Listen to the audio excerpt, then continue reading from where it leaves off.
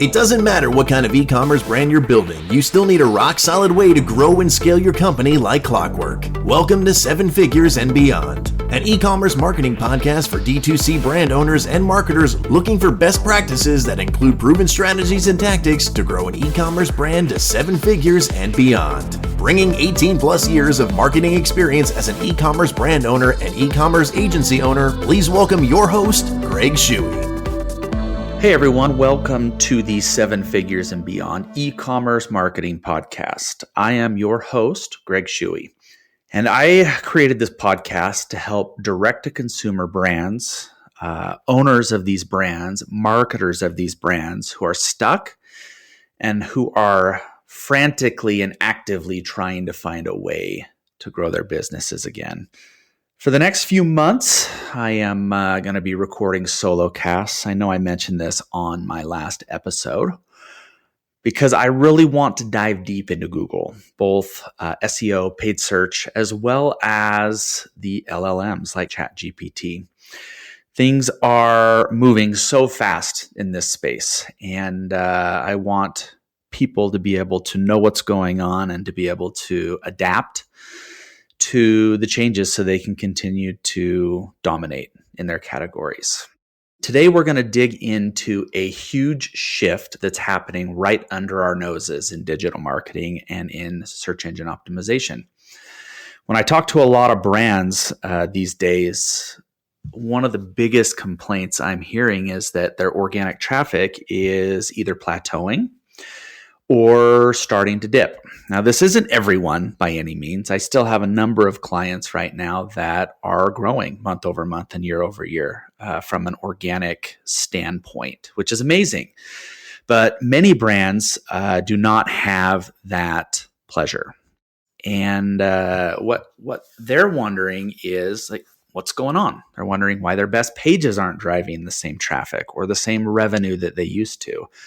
If this sounds like you, then this episode is obviously for you. I'm going to try to walk through today how relevance fuels visibility, not just rankings anymore. This is not just in Google search either, right? This is in AI platforms, discovery feeds, the LLMs. And I'm hoping that by the end of this episode that you can walk away with a very clear roadmap of how to future-proof your SEO strategy, in addition to expanding your brand's discoverability throughout the process. So let's start by digging into the new customer journey. And I know that I have touched on this several times in a few other episodes.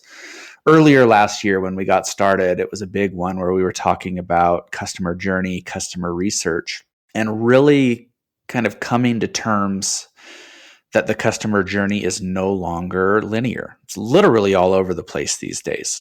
If you talk to any of your customers, which I highly recommend that every single brand does on a regular basis, they are jumping from Reddit threads to TikTok reviews. I mean, they're even using TikTok as a search engine these days. So they're specifically looking for solutions to their problems right inside of TikTok. They're also starting to use ChatGPT more. They are, using email newsletters and even old school forums.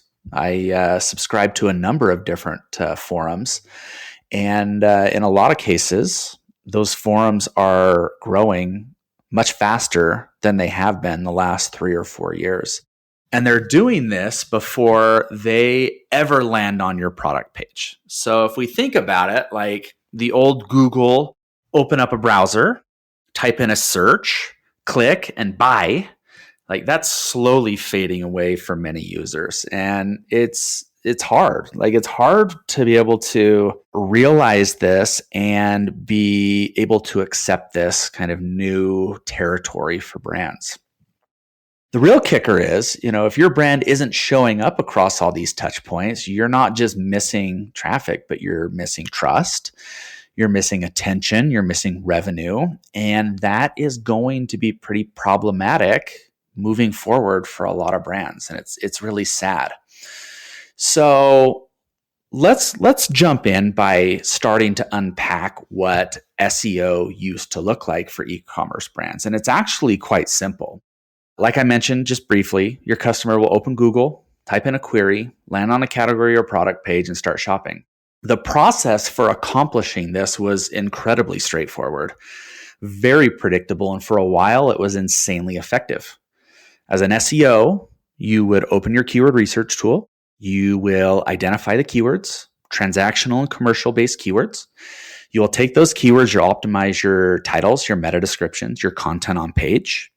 You will take some time to build some backlinks. And for the most part, you'll be able to start ranking in the top 10 for your most valuable product keywords and category based keywords. It was a lot of wash, rinse, and repeat. But that buyer journey, as I mentioned before, is really breaking down quite quickly. And let's talk about why. So first, Google traffic isn't growing at the same rate it's been growing at for the last 10 years. I talked about this on our last episode. A lot of people are saying SEO is dead. It's not dead. Let's just get that out of the way. If this is your first time listening to me, it's not dead. So don't think that. Don't say that. It's definitely not growing as fast as it has been for the last 10 to 15 years. Okay. Biggest reason is we now have LLMs like ChatGPT, Perplexity, Claude. Those are starting to get some traction. They're starting to take some of that traffic away from Google.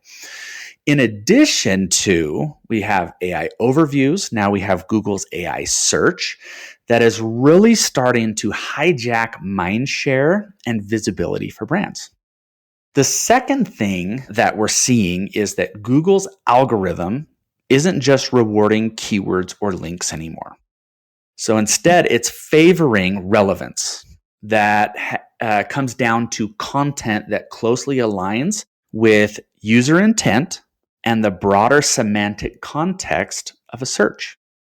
So to break this down into its simplest form, if you are a cooler company, your brand needs to show up everywhere where coolers are talked about. You must be part of the discussion. Again, this is in forums, this is in Reddit threads, this is on TikTok, this is on YouTube. This is on your website. This is on big industry publications. You need to be everywhere and part of that discussion. So in an AI first world, which we are slowly moving to, it's not about how well you rank for a keyword. It's truly about how often and how accurately your brand shows up wherever consumers are seeking solutions, whether that's an answer to a problem or whether that's a product to solve a problem. You need to be wherever your consumers are seeking out those solutions. And if you can truly change your mindset to that, it's going to be a whole lot easier for you to be able to start to build strategy and then take and execute that strategy on behalf of your business. So let's dig into relevance here really quick, because some people may hear that and be like, I don't quite understand. Like, what does relevance mean? Obviously, you could go do a Google search or you could ask ChatGPT. But in short, what it means is it's not just matching a keyword to a search query. It's about semantic relevance, which is answering the why, the how, and the what, and the what's next behind a search. So it means understanding user intent. It means understanding context. And then it also includes associating entities like product categories, use cases, and in a lot of cases, competitors. And I'm going to talk a little bit more about that in a little bit. Something that makes a lot of my clients uneasy, a lot of our prospects that we talk to uneasy is creating stronger ties and associations with competitors. And again, we'll get into that here in just a few minutes. So when I follow the very best SEOs on Twitter, on LinkedIn, even my team, right? I consider my team to have some of the best SEOs out there. Instead of treating their content like a place to just stick keywords, right? They're treating that content like a knowledge graph. And that means that they're linking brand, product, and customer needs into one cohesive story. Okay, that can happen on a blog post, that can happen on a product page, that can happen on a category page, that can happen on a third-party website. But making sure that you're taking those three things and linking those together while telling your cohesive story is going to be absolutely critical. We've been optimizing in this fashion now for about 6 to 8 months for a lot of our clients. And we are definitely seeing signals that an increase in brand awareness correlates with more visibility in the different LLMs. Now, Google AI search just launched, a week ago to where people can actually get to it. Anyone can get to it and start using it. And so we're still kind of learning through that and testing through that. When I say LLM visibility, I'm mostly talking about ChatGPT as well as Perplexity. Don't really monitor Claude. I don't know why, but we don't. So what does this mean?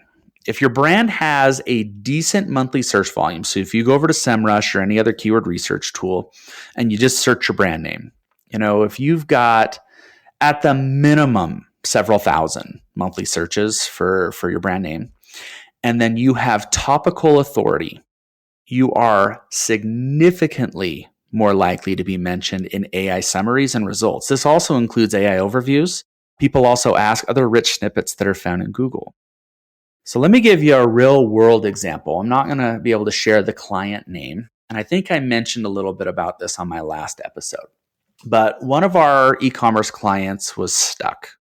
So we've been laser focused on traditional SEO for the last 5 years of working with them, really digging in and trying to rank in positions 1 through 10 on Google, chasing keywords, building content, building backlinks, yada, yada, yada. Rankings are strong. They're incredibly strong. They continue to grow every single month, like a lot. But their rapid growth in terms of organic traffic started to slow and slow a little bit more and slow a little bit more. And instead of running, we're now crawling. So about 6 to 8 months ago, we started to make this pivot. So instead of optimizing for only keywords, we focused on relevance. So some of the things that we did, and I'm not proclaiming that this is the only way to do it, but it's the stride way of doing it. And it's subject to change based on how fast things are moving. But what we did is the very first thing is we added robust, frequently asked questions to their category and product pages. The next thing we did is we created high value, long form blog content tailored to top of funnel discovery. Top of funnel is like how to use, what to consider, buyer's guide style type content. And that is really robust, deep thought leader type content that actually helps people solve a problem or answer a question. The next thing that we did is we created compare and contrast style blog content showcasing them against their competitors, brand competitor versus brand competitor, brand product versus competitor product, in addition to roundups of the top X in the industry. And we did this in order to, like I mentioned a minute ago, create strong associations with competitors' brand names. So when Google would crawl that content, they would start to put 2 and 2 together. This company and this company, they're showing up a lot together.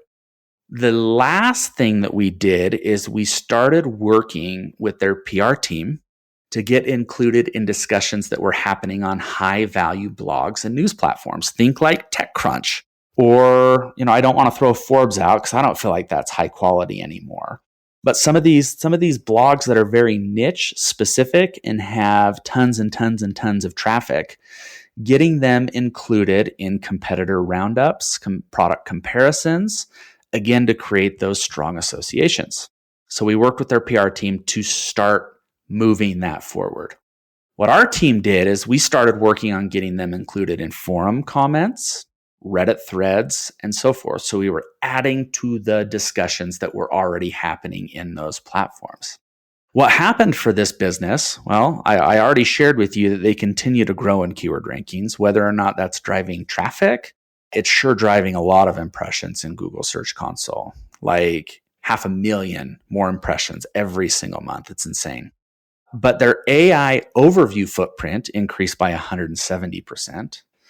When we look at their people also ask visibility, that shot up by about 90%. And then they started outperforming competitors about 2 to 1 in the LLM mentions. And we monitor AI overviews, people also ask. We monitor those in SEMrush, just in case you're wondering. And then LLM mentions, we monitor that in a tool called Peek, Peec.ai. So why did this work? For a couple of reasons. So the content was more contextually valuable. It was better aligned with what users and AI models were looking for. That's the first thing. It also reinforced brand authority and improved semantic signals that search engines and the LLMs really lean into. As I mentioned before, is this the only way to do it? I'm not naive enough to say this is the only way to do it. It's absolutely not. But I think it's a great example on how to start educating, answering, adding to the conversation, and starting to build trust, which is what you absolutely need to have in order to start showing up in these different places.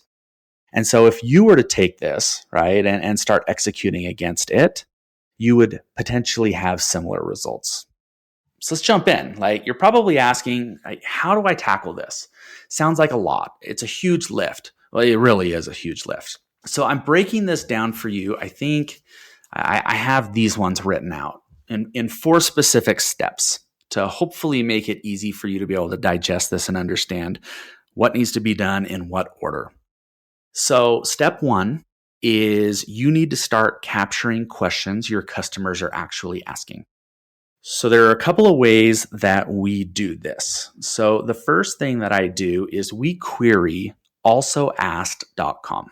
It's a pretty slick platform that pulls in all of the people also asked data in the Google search results and actually mines that data from years and years and years. And it will pull all of this information in so you can start going through it, seeing what those questions are, and you can also see the answers that Google was displaying it at these different points in time. The next thing is we start combing through different Reddit threads. I know I've mentioned Reddit a few times. Going through product reviews, both positive and negative. A big one is going through customer support emails or customer support tickets. A lot of brands don't do that. That is a customer service team that handles that. No one in marketing ever looks through those. You cannot imagine the gold that you are able to get out of those emails and out of those tickets, because typically people are reaching out to ask questions or complain about something, and it is goldmine. The last thing is also going through your social media direct messages. Same thing. It almost acts like a customer support channel as well. And you can learn a lot from what's being asked or said in those direct messages. Once I have that list built out in like a Google Doc or a notes file or whatever, I then take those and we work to create robust, frequently asked sections for category and product pages. That includes the question and that includes a thorough answer. We do this so much for our clients that we've even built and launched an AI marketing agent to help us automate 90% of this process. So our team can actually ship this kind of amazing, optimized, and tailored content faster than most agencies right now, which is an insane competitive advantage. And it's an insane competitive advantage for our clients when they are trying to match up against their competitors who can't ship that content nearly as fast. Step 2 is to start repurposing this kind of content. So once you've built out all that FAQ content, once that's published, you can then take those and you can start to expand those into blog posts. You can turn them into TikTok videos. You can turn them into Instagram Reels. You can turn them into YouTube Shorts. You can turn them into answers on Reddit, in Quora, in the different forums. You'll also want to make sure that you are really leaning into social proof, user-generated content, video customer testimonials, those types of things, and then layering in a very strong point of view. So add reviews, comparisons, UGC to your pages, and then make your unique brand stance visible and make it credible. Okay, that's step 2.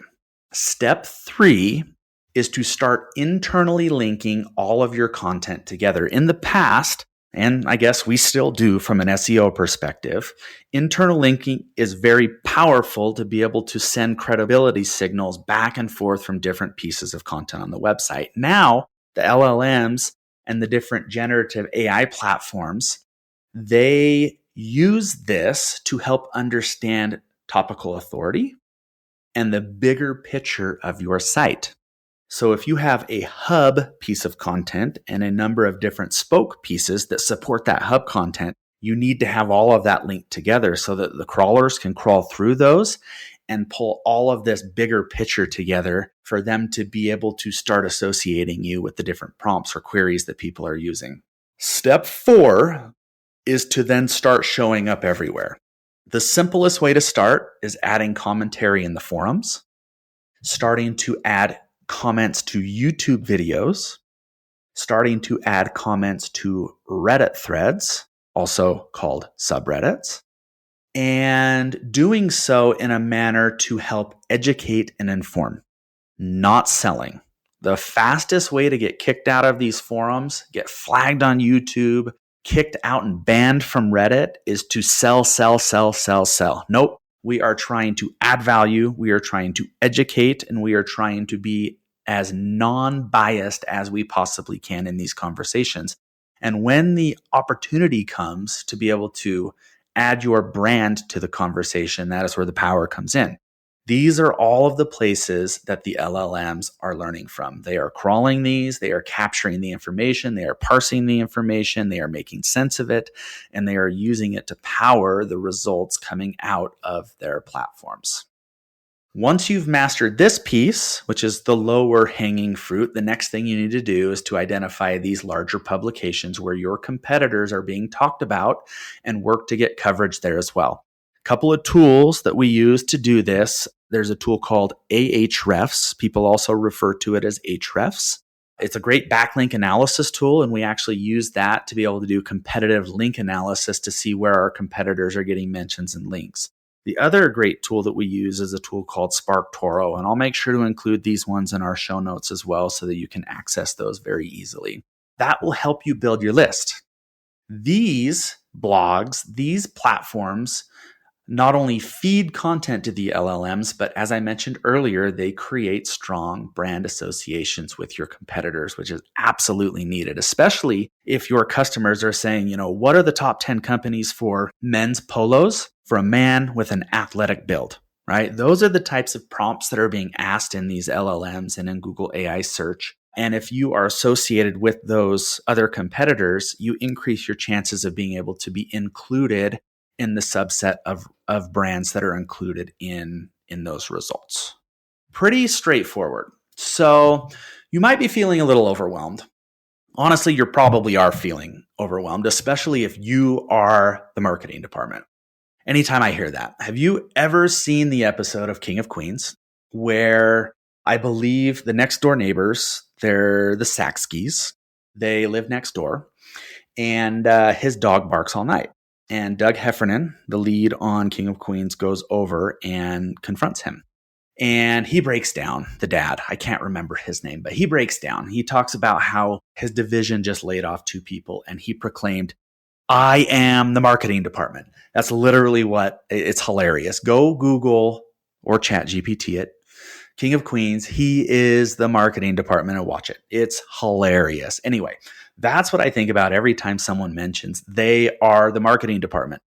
I'm with you. I understand how overwhelming it is to manage all of your business's marketing channels, all of the different pieces of the puzzle, especially if you are the only one there moving it forward. So here are some tools that make this more manageable. And I know that I've already mentioned some of these, so this may be more of like a roundup. People also ask, grab those questions out of alsoask.com. Reddit's forums, Peak AI to monitor your brand's presence in the LLMs.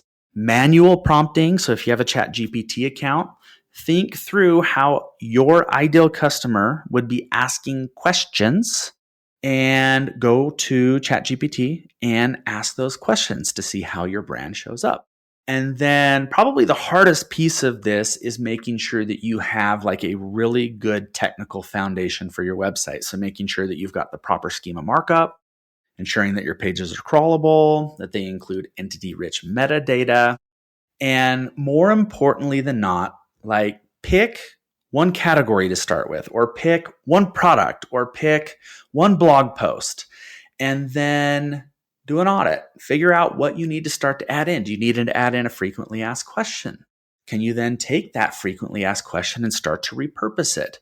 Just start chopping away at this little by little. It doesn't all have to be done tomorrow. So as I'm kind of wrapping this up, if I had to leave with you kind of one thought, it would be this, is that relevance is not just a new buzzword. Even though you do see it a lot. If you're on LinkedIn looking at posts, a lot of people are using it now. But I don't believe it's a buzzword. I believe that relevance is your new growth engine as an e-commerce business, as any business, honestly. It could be a services business. It could be an agency. Relevance is that new growth engine.